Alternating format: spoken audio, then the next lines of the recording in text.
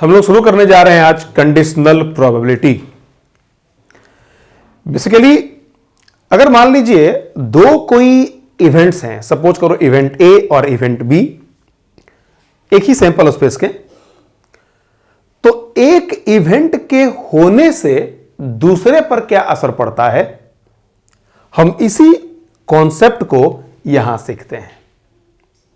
ठीक है, तो प्रोबेबिलिटी ऑफ, मान लीजिए अगर ऐसा निकालना हो कि find the probability of event A, है ना, कब, जब बी ऑलरेडी अकर्ड, मतलब बी अगर हो गया है तो मतलब एक घटना के होने के वजह से अगले की प्रोबेबिलिटी की बात करनी है।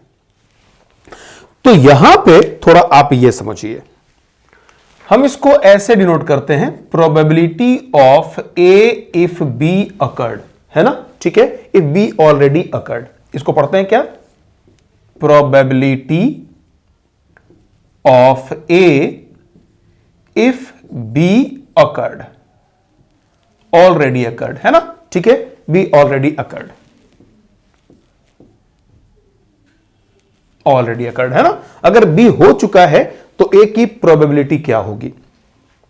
मान लीजिए एक ही सैंपल स्पेस के ये दो इवेंट्स हैं। अब जरा सोचिए, अगर एक घटना अगर हो चुका है ना, तो उस केस में अब आप ये समझिए कि बाकियों के बारे में तो बात करने की जरूरत ही नहीं है। तो ऐसे केस में क्या करते हैं कि जो आप देख रहे हैं B behaves as a sample space. Okay, ये बात समझ लीजिए। मान लीजिए दोनों अगर सेम ही सैंपल स्पेस के हैं, ए और बी, अगर ऐसा बोल दिया है कि बी घटना हो चुका है और उसी के अंतर्गत बात करनी है, इसका मतलब बाकियों पे कोई चर्चा करने की जरूरत नहीं, हमारा सिर्फ और सिर्फ कंसंट्रेशन सिर्फ और सिर्फ बी पर होगा। जैसे मान लीजिए ऐसा केस है कि दो बैग रखा हुआ है, बैग 1 में 4 रेड और 5 ब्लैक बॉल हैं, बैग 2 में 3 रेड और 7 ब्लैक बॉल हैं, मान लीजिए, है ना। अगर कोई बोलता है कि ये सारे केस आपके सामने पड़े हुए हैं, अगर ये बोला जा रहा है कि बैग 1 में से, ध्यान देना, बैग 1 में से रेड बॉल की प्रोबेबिलिटी क्या है, तो इसका मतलब बैग 1 में से रेड बॉल की प्रोबेबिलिटी क्या है। एक सवाल ये हो सकता है, और दूसरा सवाल ये हो सकता है कि आपके पास दो थैला हैं, दोनों में अलग अलग रेड और ब्लैक बॉल पड़े हुए हैं, आप ये बताइए रेड बॉल निकलने की चांस क्या है। तो दोनों दो अलग प्रकार के सवाल हो गए। अगर दोनों थैला में से अगर हमको चुनना है तो हमको पहले बैग चुनना पड़ेगा, फिर बैग में से बॉल निकालना पड़ेगा, एक वो अलग कहानी है। दूसरा, अगर हम इस बात को अगर ध्यान से देखें तो यहां पर क्या स्टोरी बन रहा है, यहां पर यह है कि हमारे पास ऑलरेडी बैग फिक्स कर दिया है कि बैग 1 से बात करनी है, मतलब यहां पर एक घटना ऑलरेडी हो चुका है, हमको उसके अंतर्गत ही बात करनी है, हमको उसके बाहर नहीं जाना, मतलब सैंपल स्पेस अब ये रिड्यूस हो चुका है। थोड़ा और दूसरा उदाहरण को देखते हैं, ऐसे बहुत सारे उदाहरण बनाए जा सकते हैं।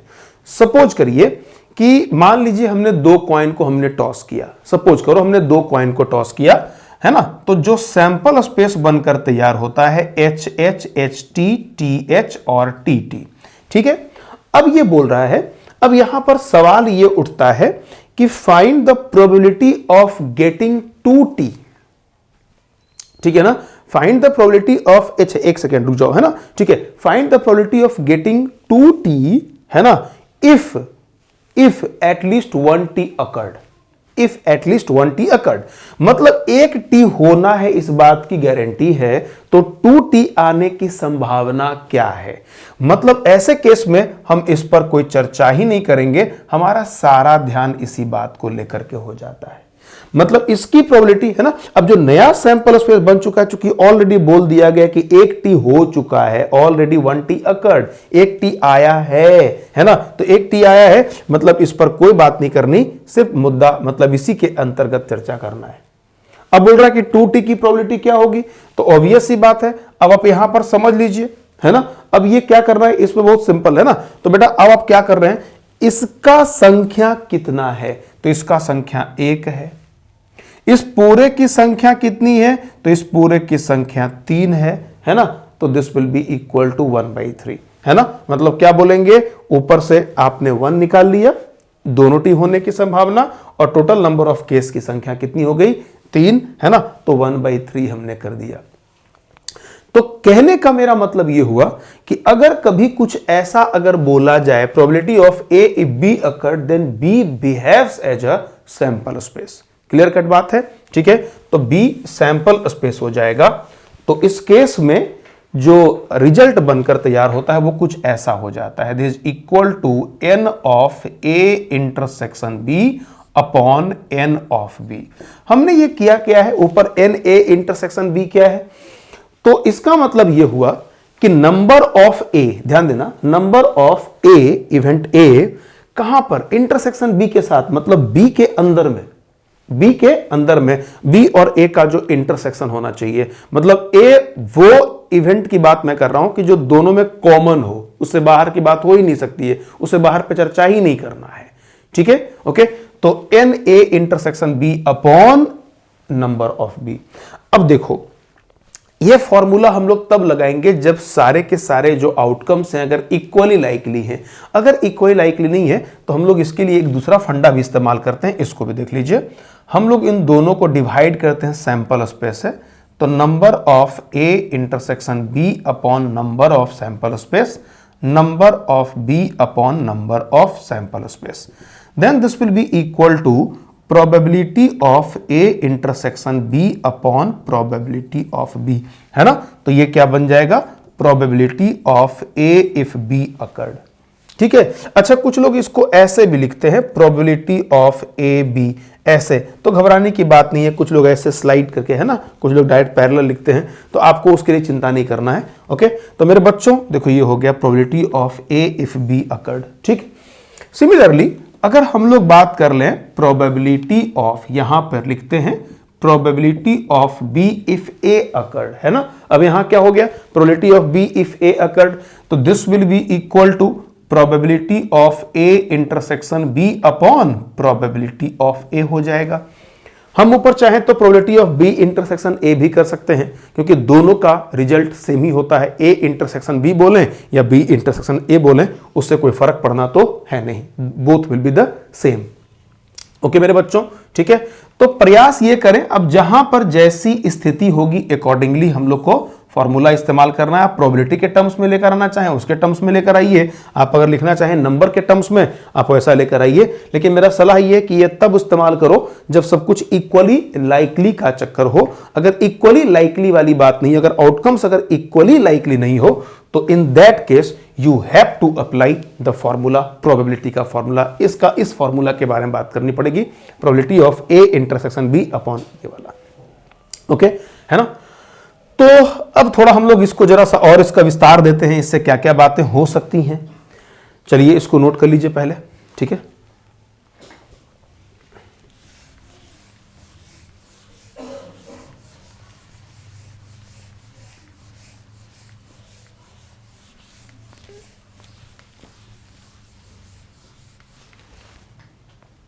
देखो बच्चों, probability of A if B occurred का फॉर्मूला हो गया probability of A intersection B upon probability of B, है ना। ये फॉर्मूला हम लोगों ने बना लिया है। इसको अगर ऐसे लिखा जाए तो this can be written as probability of A intersection B is equal to probability of B into probability of A if B occurred, है ना। ये मतलब हो गया। और हम अगर चाहें तो probability of B if A occurred लिखेंगे, तो प्रोबेबिलिटी ऑफ यहां पर भी सेम वही रिजल्ट होगा। और ऐसे केस में we can write probability of A intersection B can also be written as probability of, एक सेकेंड यहां पर ए होना चाहिए, तो probability of A into probability of B if A occurred. यही देखो आगे चल करके मल्टीप्लिकेशन थ्योरम ऑफ प्रोबेबिलिटी बन जाता है। देखिए आप जो प्रोबेबिलिटी ऑफ यहां से जो रिजल्ट बनेगा थोड़ा उस पर गौर कीजिएगा, इसको आप ऐसे पढ़िए, probability of A intersection B का मतलब क्या होता है, इसका मतलब होता है probability of A and B both, ठीक है, probability of A and B both, दोनों एक साथ, दोनों में कॉमन, है ना, वही तो इंटरसेक्शन होता है। अब अगर हमारे सामने सपोज करो एक सवाल ऐसा आता है कि probability of A then B, ठीक है ना, ए के बाद बी आया या बी के बाद ए आया, है ना, आया दोनों ही, ठीक है। तो ऐसे केस में भी अगर हम इसका इस्तेमाल करना चाहें तो बड़ी आराम से इस्तेमाल कर सकते हैं, हमको यही चीज अप्लाई करना है। तो probability of A intersection B sometimes directly written as probability of A B, A के बाद बी, ठीक है, ए एंड बी बोथ, ठीक। This can be written as probability of A into, पहले क्या हो गया, probability of A into A होने के बाद अब क्या होगा, प्रोबेबिलिटी ऑफ बी, लेकिन ए ऑलरेडी अकर्ड, है ना। फिर ये फॉर्मूला हम लोग बनाते हैं। ओके मेरे बच्चों, और यहीं पर अगर सोचिए, अगर केस कुछ ऐसा बन जाए कि if A and B are independent, अगर ये इंडिपेंडेंट अगर हो जाता है, सपोज करो, तो जैसे ही इंडिपेंडेंट होगा तो आपको मालूम है कि ए के होने से बी पर असर नहीं, बी के होने से ए पर असर नहीं होता है ना। तो ए के होने से बी पे असर नहीं पड़ता है, इसका मतलब प्रोबेबिलिटी ऑफ बी में, probability of B if A occurred में हम लोग ए को हटा सकते हैं और उस केस में हम ये कह सकते हैं कि probability of A if B occurred it means this will be equal to A, क्योंकि बी के होने से प्रभाव तो ए पर पड़ना ही नहीं है ना। And probability of B if A occurred will be equal to probability of B. ये बहुत छोटी सी बात है। तो इसका मतलब ये हुआ कि हम ऐसे केस में लिख सकते हैं probability of A intersection B या सिंपल ए, है ना, A B, this will be equal to probability of A into probability of B. Okay मेरे बच्चों, सिमिलरली, है ना, similarly if A B and C, है ना, A B and C are, है ना, अगर मान लीजिए म्यूचुअली इंडिपेंडेंट, है ना, म्यूचुअली इंडिपेंडेंट है ना, तो उस केस में हम क्या लिखेंगे, probability of A intersection B intersection C will be equal to, या तो हम ऐसे लिख दें, this can be written as probability of A into probability of B into probability of C, ये मतलब हो जाता है ना। तो कभी भी इस रिजल्ट को ध्यान में जरूर रखना चाहिए, ठीक है। तो बेटा अगर कभी भी म्यूचुअली इंडिपेंडेंट वाला बात अगर हो जाए तो then we have to apply, इसको आप फुल फॉर्म लिख लीजिए। ये क्या मैंने लिखा था, ये लिखा था म्यूचुअली इंडिपेंडेंट, है ना, ठीक है। तो इंडिपेंडेंट है तो सीधे आप उसको डायरेक्ट प्रोडक्ट करके निकाल सकते हैं। थोड़ा और इसके बारे में सीखते हैं, नोट कर लीजिए।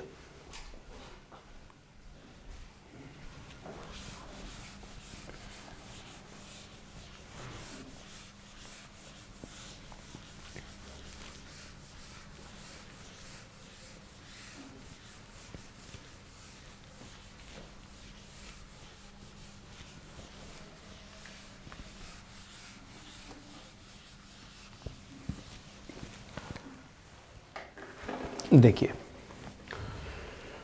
अगर हमने ये लिखा कि probability of A intersection B बराबर, अभी हम इंडिपेंडेंट की बात नहीं, फिर नॉर्मल बात कर रहे हैं इन जनरल। तो अभी हम लोगों ने ये सीखा है कि probability of A into probability of B if A occurred, या फिर हम चाहें तो probability of B into probability of A if B occurred, किसी को भी पहले कर सकते हैं, ए देन बी या B then A, result both case, दोनों केस में सेम ही होगा। सिमिलरली अगर हम लिखते हैं probability of A intersection B intersection C, अगर ये इंडिपेंडेंट नहीं है, इन जनरल बात अगर हम कर रहे हैं, तो हम इसको लिख सकते हैं probability of A into probability of B if A occurred, if A already occurred, into probability of C if A B occurred, मतलब ए इंटरसेक्शन बी अकर्ड, ठीक है। आपको मैंने बता दिया पहले भी कि ए बी का मतलब यहां पर ए इंटरसेक्शन बी से मेरा तात्पर्य है, ठीक है, ये मतलब हो जाता है। सिमिलरली अब आप ये समझ सकते हैं, सीक्वेंस समझ सकते हैं कि अगर ए बी सी को लिख रहे हैं तो कुछ ऐसे लिखा जाएगा। अगर हम लिख रहे हैं, मान लीजिए उसी प्रकार हमने लिखा A1 A2 A3, है ना, अप टू AN तक, अगर इसकी प्रोबेबिलिटी अगर आप निकालेंगे तो this will be equal to probability of A1 into probability of A2 if A1 A2, है ना, देखिएगा इफ A1 अकर्ड, है ना, if A1 occurred into probability of A3 if A1 sorry if A1 A2 occurred, है ना। Okay, तो भाई देखो पहले प्रोबेबिलिटी ऑफ A1 हो गया, A1 के बाद A2, A2 कब होगा जब A1 हो चुका है, फिर A3, A3 के बारे में हम बात कब कर रहे हैं जब A1 A2 ऑलरेडी अकर्ड, है ना। और ये सीक्वेंस चलता चला जाएगा probability of an if A1 A2 up to AN-1 occurred, ठीक है, तब ये बन जाता है। तो these are the, मतलब ये बोलते हैं इसको मल्टीप्लिकेशन रूल ऑफ प्रोबेबिलिटी, ठीक है मेरे बच्चों, तो इसको ध्यान में रखना। चलो नोट करते हैं इसको।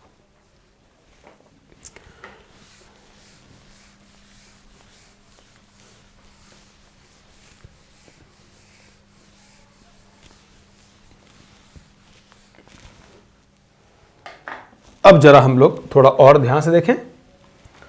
प्रोबेबिलिटी ऑफ, जैसा कि हम लोग देख चुके हैं, probability of A if B occurred का फॉर्मूला था probability of A intersection B upon probability of B, ठीक है। तो इसमें कुछ फॉर्मूलाज हैं जो हम लोग को पता होना चाहिए। Probability of sample space if A occurred, है ना, कोई एस माने सैंपल स्पेस है ना। तो इफ ए अकर्ड, अब सैंपल स्पेस की प्रोबेबिलिटी अगर निकालनी है ना, तो this will be equal to probability of A intersection sample space by probability of A. आपको पता होना चाहिए ए और एस का जो इंटरसेक्शन होगा that will be equal to simply A and probability of A, है ना, क्योंकि ए तो सैंपल स्पेस के अंदर ही आ रहा है ना, and this will be equal to 1। तो probability of sample space if A occurred will be equal to 1, ठीक। अब अगला पॉइंट देख लीजिए। अगर हमारे पास एक सवाल ऐसा आ जाता है, प्रोबेबिलिटी ऑफ, अगर सपोज करो ऐसा है A union B if C occurred, मान लीजिए अगर ऐसा दे दिया जाए A union B if C occurred, this will be equal to, है ना, इन सभी पॉइंट्स को हमको ध्यान से याद रखना है। This will be equal to C intersection A union B, है ना, अपॉन प्रोबेबिलिटी ऑफ सी। मेरे बच्चों अगर आपने इंटरसेक्शन ले लिया है तो आप सबको एक बात तो समझ में आ ही चुका होगा कि this can be written as, this will be equal to probability of, है ना, सी इंटरसेक्शन ए, है ना, और यूनियन सी इंटरसेक्शन बी, ठीक है, बाई प्रोबेबिलिटी ऑफ सी, है ना, ठीक है, ये हो गया। अब आप इसको लिख सकते हैं, then we can write also, क्या हो जाएगा ये, this equal to A union B के टर्म्स में है ना, तो सी इंटरसेक्शन ए और यूनियन दिस। तो आप इसको थोड़ी देर के लिए अगर आपने मान लिया, है ना, सपोज करो हमने इसको मान लिया A1 और इसको हमने मान लिया A2, तो ये क्या बन गया, probability of A1 union A2, probability of A1 union A2 बन चुका है। तो अगर ऐसा है तो हम सबको पता है कि probability of A1 union A2 का मतलब क्या होता है, प्रोबेबिलिटी ऑफ A1 मतलब C intersection A plus C intersection B और माइनस फिर से क्या होगा, इंटरसेक्शन ले लेंगे A1 इंटरसेक्शन A2, मतलब इस पूरे का इंटरसेक्शन लेंगे तो सब तो यहां पर मिल जाएगा। तो अगर इंटरसेक्शन ले लोगे तो this will be equal to C intersection कितना भाई, तो C intersection A intersection B, है ना। अब सबके नीचे हमारे पास कितना अवेलेबल है, सबके नीचे हमारे पास अवेलेबल C है। अब आप बारी बारी से डिवाइड करें, इसको इससे डिवाइड करें, तो probability of C intersection A upon probability of C, this will be equal to probability of A if C occurred.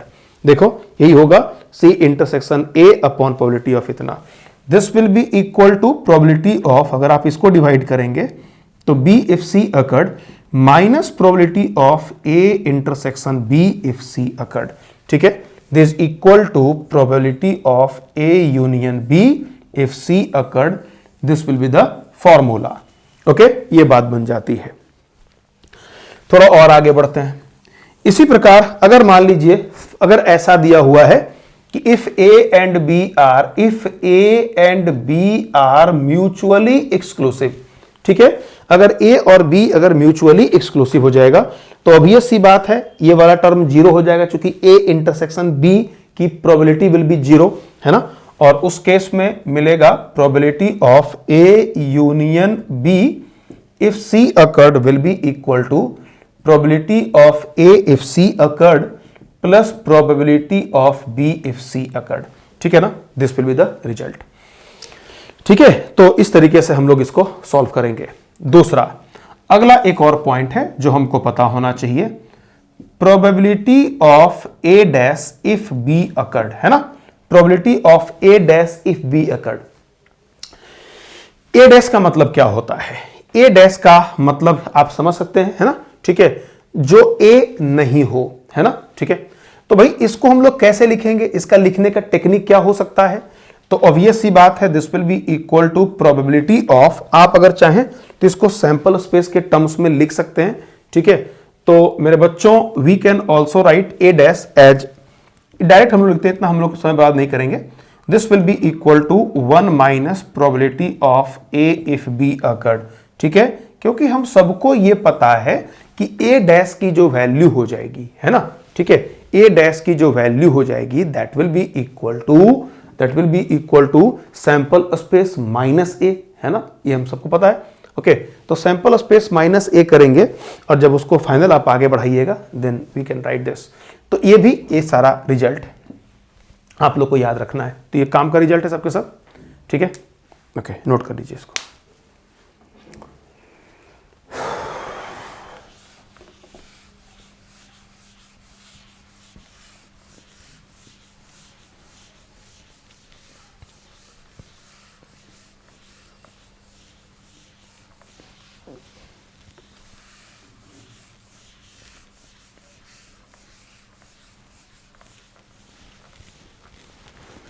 तो हम लोग सबसे पहले जरा इस पर कुछ छोटे मोटे क्वेश्चन जरा कर लेते हैं. इसी चीज का मतलब पहले समझते हैं और फिर इसको हम लोग सॉल्व करना सीखेंगे. Probability of A if B occurred का जरा थ्योरेटिकल मतलब, है ना. कुछ सवालों में जो प्रॉब्लम क्या ना वर्ड प्रॉब्लम है उसके माध्यम से हम इसको सीखते हैं, कुछ एग्जाम्पल के माध्यम से. ठीक है, तो पहले हम लोग बहुत ही एक बेसिक सा एक उदाहरण निकालते हैं, एक छोटा सा एग्जांपल लेते हैं. ठीक है, सपोज करिए हमारे पास एक क्वेश्चन है,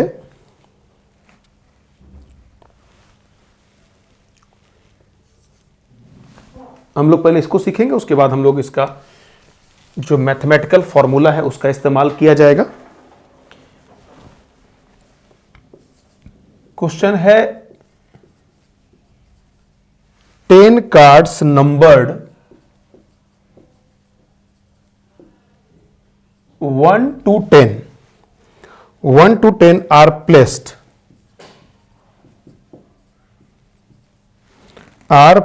in a box. Mixed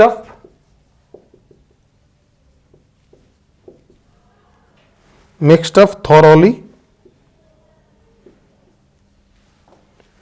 and then one card is drawn randomly.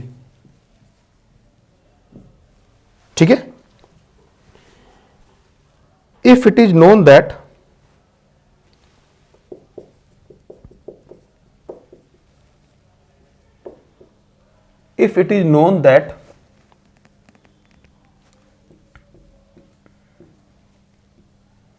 number on the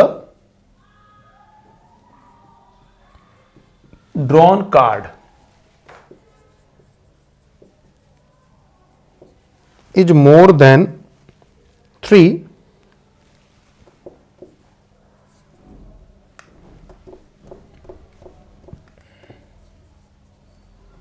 what is the probability that it is an even number. ठीक है, देखो इस बहाने हम लोग इसको जरा समझते हैं. ये छोटे से एग्जाम्पल के माध्यम से हम बेसिकली हम इसका मतलब समझने का प्रयास कर रहे हैं. Probability of A if B occurred. देखिए कहा जा रहा है 10 cards numbered 1 to 10 are placed in a box, है ना. किसी बॉक्स में रखा हुआ है, and mix up thoroughly, and then 1 card is drawn randomly.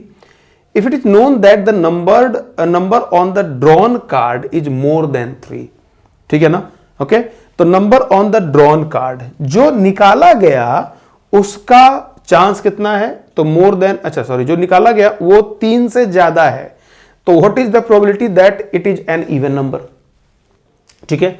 तो क्या होगा सो बताइए। देखिए सबसे पहला क्या है, सैंपल स्पेस, आप समझ ही रहे हैं सैंपल स्पेस की कहानी कितना है, 1 2 से लेकर 10 तक, ठीक। अगर मैं एक इवेंट ए की बात कर लूं, ठीक है, इवेंट ए के बारे में अगर हम बात कर लें तो ये क्या कह रहा है कि drawn card is an even number, ठीक है। और दूसरी जो है वो है drawn card is more than 3, है ना, 3 से ज्यादा है। तो हमको ये कहा गया probability of A if B occurred, मतलब जो कार्ड निकाला गया वो इवन नंबर है, दिया हुआ क्या है, सच दैट कि जो कार्ड निकाला गया वो मोर देन 3 है, मतलब ये दिया है कि नंबर जो है वो 3 से ज्यादा है, ठीक है। तो ऑब्वियस सी बात है this will be equal to probability, अब देखो दो तरीका है, probability of A intersection B upon probability of B. हम लोग को थोड़ा इसी के प्रैक्टिस करना है, ठीक है। तो मेरे बच्चों आपको एक बात समझ में आ ही रही होगी, probability of A intersection B upon probability of B. बेटा आप देखिए एक काम करिए, पहले इवन नंबर के बारे में अगर आप चुन लें तो ये क्या मिला होगा, 2 4 6 8 10, है ना। और अगर 3 से ज्यादा की बात कर लें तो 4 5 6 7 8 9 10, ठीक है, यही पूरी कहानी है। तो जरा सोचिए अगर हम यहां से एक काम कर लें, this equal to number of A intersection B upon number of sample space, number of B upon number of sample space, यही तो बात है, ठीक है। ऐसे हम लोग लिख सकते हैं इसको, अगर इस फॉर्म में लिख सकते हैं, या हम चाहें तो नंबर ऑफ सैंपल स्पेस यहां से खत्म भी कर सकते हैं, क्योंकि सबके सब इक्वली लाइकली वाला कहानी है। तो मेरे बच्चे आप सबसे पहले एक काम कर लें, number of A intersection B निकाल लें। तो number of A intersection B, पहले ए इंटरसेक्शन बी अगर निकालोगे तो कॉमन कौन सा मिल रहा है, एक तो 4 मिल रहा है, एक तो 6 मिल रहा है, एक तो 8 मिल रहा है, एक तो 10 मिल रहा है ना। तो 4 6 8 और 10 ये सब में कॉमन है, ठीक है। तो ऑब्वियस सी बात है अगर आप यहां पर अगर काउंट करेंगे तो number of this equal to कितना, 4 है ना, और 4 बटे टोटल कितने हमारे पास हैं, 10 है। नंबर ऑफ बी, बी क्या है भाई, बी ये वाला पूरा कहानी है, तो कितना मिलेगा, 4 3 7, 7 बटे 10, है ना। This will be equal to 4/7 direct. तो अगर हम इसको डिवाइड नहीं भी करते, number of A intersection B upon number of B लगाते, तब भी हमारा काम चल जाता, रिजल्ट सेम वही मिलता, 4/7, कोई इसमें टेंशन लेने की जरूरत नहीं थी, ठीक है ना, सिंपल है। चलो एक सवाल हम लोग और सीखते हैं, यहां से नोट कर लीजिए। लेकिन मैं बार बार बोल रहा हूं कि आप लोग सीधे प्रोबेबिलिटी वाला लगाएं फॉर्मूला, है ना, क्योंकि कहीं कहीं पर वो धोखा देता है। एक एग्जांपल लेते हैं, खुद ही आप समझिएगा अभी, है ना।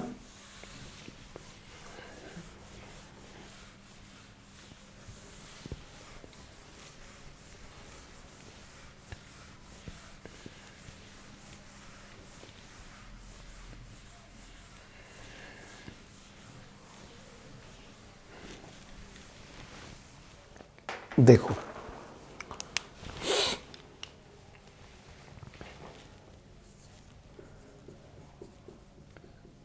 ए पर्सन टॉसेज अ कॉइन,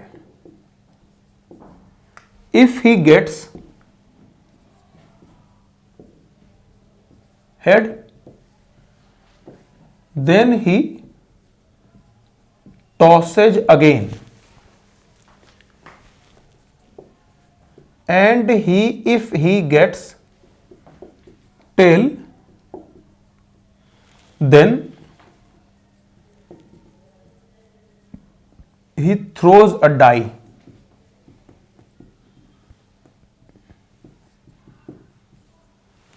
ठीक है, okay. then find the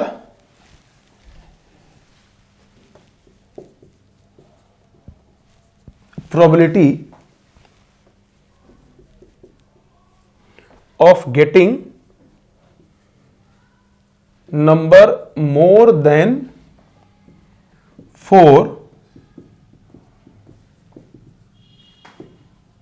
if it is given that there exists at least one tail। अब देखो जरा हम इसके सॉल्यूशन को हम लोग पहले समझते हैं सवाल को। क्या कह रहा है ये?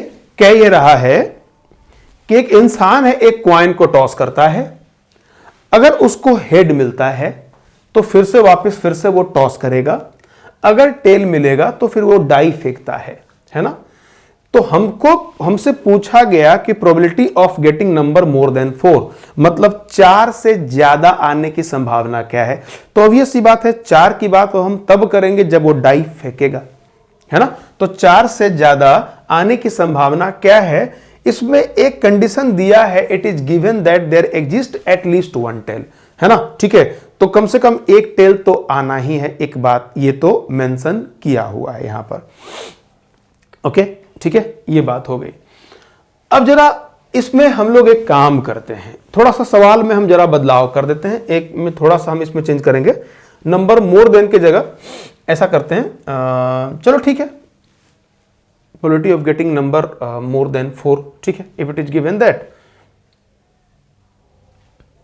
वन टेल, चलो सही है। तो क्या करिएगा, देखिए आप सबसे पहले क्या करते हैं, आपने पहले इसको टॉस किया है ना, तो या तो हेड आया चाहे टेल आया। अब अगर यहां से दो बातें हो सकती है, अगर हेड आया तो फिर से आपने टॉस किया हेड या टेल, अगर ये फेंक दिया गया तो 1 2 3 4 5 6, ठीक है, ये है, ये पूरी कहानी है। ऐसे हम लोगों ने इसका ट्री डायग्राम से इसको कंप्लीट हम लोग तोड़ चुके हैं, और ये आपके सामने सब कुछ लिखा हुआ है कि टॉस करने के बाद दो ही बातें होंगी, चाहे हेड होगा चाहे टेल होगा। अगर हेड होगा तो वापस फिर से वो टॉस करेगा, टेल होगा तो फिर वो डाई कास्ट करता है, ठीक है। यहां पर हम लोग पहले भी डिस्कस कर चुके हैं फर्स्ट लेक्चर में कि यहां पर जो सैंपल स्पेस बनने वाले हैं वो सारे के सारे इक्वली लाइकली नहीं है, इसलिए आप क्लासिकल थ्योरम को यहां पर अप्लाई नहीं कर सकते हैं, यहां थोड़ा सावधान रहने की जरूरत है, ठीक है। तो यहां बेहतर क्या है कि हम लोग इसको प्रोबेबिलिटी को डिस्ट्रीब्यूट कर दें, इसका हाफ है ना, ठीक है, ऑब्वियस सी बात है, ये हाफ हाफ है ना, और ये 6 पार्ट में बढ़ जाएगा। तो जितने भी आप जो देख रहे हैं ये सबके सब 1/12 हो जाएगा, ये भी 1/12, ये भी 1/12, ये भी 1/12, 1/12, 1/12, ठीक है ना। ऐसे ये सारे के सारे बढ़ जाते हैं। तो क्या कहा गया, if he gets head then he tosses it again. चलो वो तो खैर कहानी खत्म, हमको चाहिए probability of getting number more than 4। मतलब देखिए दो बात है भाई, पहली बात ए इवेंट क्या है, number more than 4, number more than 4 है ना। अगर आप इसको अगर आप लिखिएगा तो ये कौन कौन सा आएगा सो बताओ। तो ऑब्वियस सी बात है T5 और T6, इसके अलावा कुछ भी नहीं मिलेगा। अगर मैं B के बारे में अगर बात कर लूं तो B क्या हो रहा है, B बोल रहा है कि इफ ही, एक मिनट, एटलीस्ट वन टेल, कम से कम एक टेल है ना। तो एटलीस्ट वन टेल इसका मतलब ये हो जाएगा कि HT, T1, T2, T3, T4, T5, T6, ये पूरी स्टोरी है ना। हम लोगों ने इसको ऐसे डिस्ट्रीब्यूट कर दिया है। अच्छा एक सेकंड बेटा, इसमें थोड़ा प्रिंटिंग मिस्टेक हो गया है यार, 1/2 को 2 भाग में बांटेंगे तो 1/4 हो जाएगा, सॉरी ये 1/4 हो गया, ठीक है ना। चलो ये पूरी बात हो गई। तो अब हमसे पूछा ये गया probability of A if B occurred, मतलब नंबर मोर देन 4 अगर इतना हो गया तो, है ना, ठीक है। तो भाई क्या हुआ, ये रिड्यूस करके जो सैंपल स्पेस है वो यहीं तक सिमट चुका है, पूरे सैंपल स्पेस को लेने की जरूरत तो है नहीं, है ना। और अगर आप इसको अप्लाई करिएगा तो मालूम है probability of A intersection B upon probability of B, है ना। अब देखो आपको मालूम है इसका मतलब probability of A intersection B अगर आप लीजिएगा तो ऑब्वियस सी बात है ये दोनों में कॉमन आ रहा है, ये दोनों में कॉमन है। तो प्रोबेबिलिटी ऑफ T5 है ना, और प्लस प्रोबेबिलिटी ऑफ T6 और बटे प्रोबेबिलिटी ऑफ बी, ठीक। अब आपको मालूम है T5 की प्रोबेबिलिटी कितनी है 1/12, इसका भी कितना है 1/12, तो 1/12 प्लस 1/12 बटे प्रोबेबिलिटी ऑफ बी चाहिए HT का कितना मिल रहा है, ये 1/4 हो गया, देखो 1/4 है ना। और उसके बाद T1 से लेकर T6 तक पूरा कंप्लीट, ये कितना हो गया, ये हाफ है ना, हाफ को ही हम लोग डिस्ट्रीब्यूट कर चुके हैं, तो सबको अगर ऐड करोगे तो हाफ ही हो जाएगा ना, ठीक है। मतलब T1 से लेकर T, मतलब सारे T आने की जो संभावना वो कितनी है ना, T के बाद जो भी आएगा तो हाफ ही हो जाएगा, दैट विल बी 1/2, या 1/12 को 6 से गुणा करोगे, यही पूरी स्टोरी है ना, ठीक है भाई। तो अगर आप इसको जब सॉल्व करेंगे तो ये क्या मिलने वाला है, ऊपर से आया 1/6, नीचे हमारे पास जो है 2 और 2 नीचे है ना, ठीक है, तो 3/4 है ना। और अगर आप उसको लिखते हैं, ऊपर 4 जाएगा 18 हो गया, और 2/9, this will be the result, ठीक है। तो probability of A if B occurred will be 2/9। तो ये उसका जो मतलब होता है, जो कंडीशनल प्रोबेबिलिटी का जो मीनिंग हुआ, हमने उसको समझाने का प्रयास किया है। इसको ध्यान रखना, अगर वर्ड प्रॉब्लम अगर पूछेगा इनिशियल लेवल का, तो आप इसको इस तरीके से सोच सकते हैं। खैर बढ़ते हैं आगे हम लोग।